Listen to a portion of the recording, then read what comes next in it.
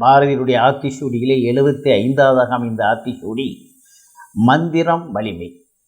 மந்திரம் என்று சொன்னால் நினைப்பவரை காப்பது என்று பொருள்.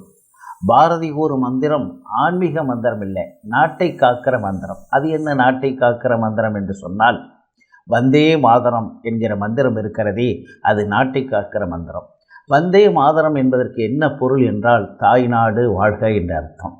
எனவே இந்த மந்திரத்தை திரும்ப திரும்ப சொல்ல வேண்டும். வந்தே மாதரம் என்போம், எங்கள் மாநில தாயை வணங்குவது என்போம் என்று பாடுவான் பாரதி.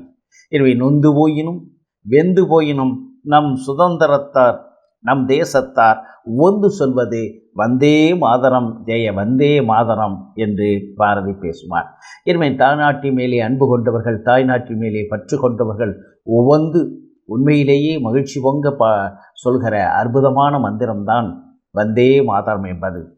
வந்தே மாதரம் என்பது தாய்வண்ணே உன்னை வணங்குகிறேன் என்ற அருமையான பொருளிலே அமைந்திருப்பது.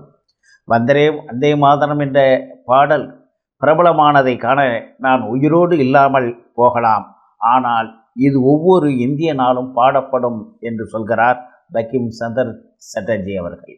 எனவே அவருடைய கனவு நனவாக வேண்டுமென்றால் இந்த வந்தே மாதரம் என்கிற அந்த மந்திரம் இந்தியா முழுவதும் ஒலிக்க வேண்டும் என்பது பாரதியுடைய எண்ணம். மந்திரம் என்பது உணர்வோடு உச்சரிப்பது. அந்த உணர்வோடு உச்சரிக்கிற அந்த மந்திரம் மிகுந்த வலிமையை தருவது. மந்திரம் அனைத்தையும் தரும் என்பதை நாம் தெரிந்து கொள்ள வேண்டும்.